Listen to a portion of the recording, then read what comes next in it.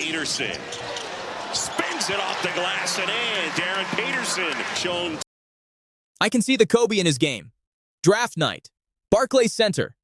Adam Silver just placed the Utah Jazz cap on a 19-year-old from Canton, Ohio. And before the moment even settles, DeMarcus Cousins is on live draft coverage, dropping the one name you never throw around lightly. Is Darryn Peterson actually the next Kobe Bryant? Or is this just the laziest comparison in basketball? Let's set the scene properly. June 23rd, 2026, Barclays Center, Brooklyn. The Utah Jazz are on the clock with the second overall pick, and the room already knows something the broadcast is about to confirm out loud. Just minutes earlier, the Washington Wizards had taken BYU's A.J. Debonsa with the #1 pick. For months, evaluators were split on who deserved to go first. Some had Debonsa as the more NBA-ready prospect. Others had Peterson as the most gifted player in the entire draft class. Washington made their call. Utah didn't hesitate with theirs. Peterson walks up, handshake, cap, cameras everywhere. And then DeMarcus Cousins, on the draft desk as an analyst, says it live. He can see the self-confidence, the isolation package, everything people loved about Kobe Bryant. That's not a comparison people throw around for fun. That's the kind of comparison that ends careers before they start if you're wrong. And here's the thing. Cousins wasn't the first person to say it. He wasn't even close. Scouts had been saying this about Peterson since before he ever played a single game at Kansas. So where did this actually start? Go back to Canton, Ohio. Peterson's father, Darryn Peterson II, played college basketball at Akron on a roster that included two of LeBron James's actual high school teammates from St. Vincent St. Mary. Ohio basketball runs deep in this family, and it runs close to greatness before Darryn ever picked up a ball. His older brother became a state football champion, then went on to play at Wisconsin. Athletic pedigree everywhere. But nobody handed Darryn anything just because of his last name. He measured in at the NBA Combine at 6'4.5" barefoot, 199 pounds, with a wingspan just under 6'10". That's remarkably close to the frame Kobe Bryant carried into the league back in 1996. Not identical, but close enough that scouts started drawing the line early. He went to Hartford Middle School in Canton, then chose Cuyahoga Valley Christian Academy over the local public school for academic reasons. A small decision that ended up shaping everything that came after. Because from the moment he stepped on a high school court, the production didn't look like a kid finding his game. It looked like a kid who already knew exactly what his game was. Freshman year at CVCA, 26 points, 10 rebounds, almost 6 assists a game, numbers that don't usually belong to a 14-year-old. The next year, it jumped to 31 and 10. Then he transferred, first to Huntington Prep, then to Prolific Prep out in Napa, California, chasing better competition. By senior year, the production was undeniable. Over 30 points a game, controlling entire games like a complete guard, not just a scorer. Naismith Trophy Boys High School Player of the Year, co-MVP of the McDonald's All-American Game, the consensus #1 recruit in the entire country. Bill Self doesn't hand out praise lightly. This is a coach who's won national championships. He's coached Andrew Wiggins to the #1 pick and Joel Embiid to an MVP. About Peterson, Self didn't hedge. He said this was simply the best player he'd recruited in his entire time at Kansas. The comps being thrown around at the time were serious. Bradley Beal, Devin Booker, Jaylen Brown. But one name kept surfacing over everyone else's, Kobe Bryant. Here's the thing about Kobe comparisons, though. They're usually lazy. Any shooting guard who can hit one contested mid-range shot gets called the next Kobe at some point in his career. It's one of the most overused labels in scouting history. So when multiple scouts, multiple analysts, multiple former players, independently without talking to each other, kept landing on that same name for Darryn Peterson, you have to ask why. The answer starts with the footwork.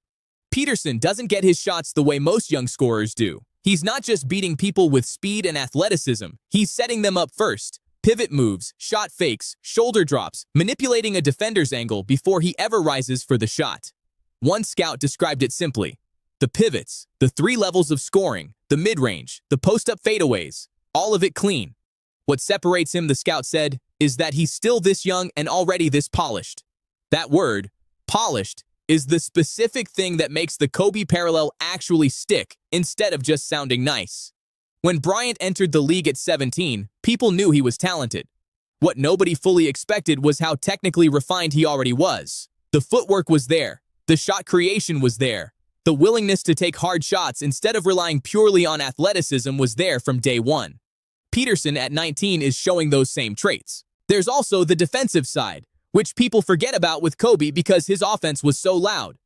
Bryant became known for his hands in passing lanes, his willingness to guard the other team's best scorer every night. Peterson, with his length, averaged 1.4 steals a game in college, not from gambling, but from positioning, reading the play before it happens. And then there's the thing no scouting report can fully measure, the mentality.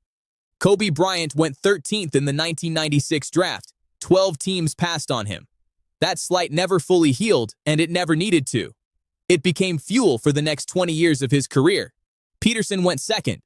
Only one team passed on him. But don't tell him that doesn't matter. When Washington called A.J. Dubonsa's name first, Peterson was watching. And when reporters got to him a few minutes later, something clicked in his face that anyone who studied old Kobe interviews will instantly recognize. He said it himself. He wanted to be the #1 pick, obviously. He went #2 instead, and now there's a chip on his shoulder that's going to stay there for his entire career. No anger in his voice, no bitterness, just certainty. Then he was asked what happens next. His answer, the celebration stops tonight. He got drafted today, but tomorrow, he's an NBA player, so he's going home to work out until it's time to report to Utah. Asked what's guiding that mindset, he didn't hesitate. Kobe is his guy. He's inspired by him. He tries to think about what Kobe would do, and then he just goes and does that. This isn't someone borrowing a brand for marketing. This is obsession with the same standard Kobe held himself to at 19. Here's where the story gets honest, though, because for all the talent and all the mentality, Peterson's one season at Kansas was messy. He played in only 24 of a possible 35 games. He missed 11, not from a single structural injury, but from a mysterious cramping issue that repeatedly forced him out of games, sometimes mid-possession. At one point during preseason conditioning, it got so severe that he had to be rushed to the hospital by ambulance. Naturally, the public reaction split. Some fans and analysts questioned whether this was really injury or quiet load management ahead of the draft. Peterson didn't say much publicly at the time, which only fed the speculation further. When the health story finally came out months later, Peterson said doctors linked the cramping to high doses of creatine interacting with an already elevated baseline in his system, a supplement he says he'd never taken before college. It's worth saying clearly, that explanation is Peterson's own account of what doctors told him. Not every medical professional who's weighed in publicly has agreed that creatine alone explains cramping that severe.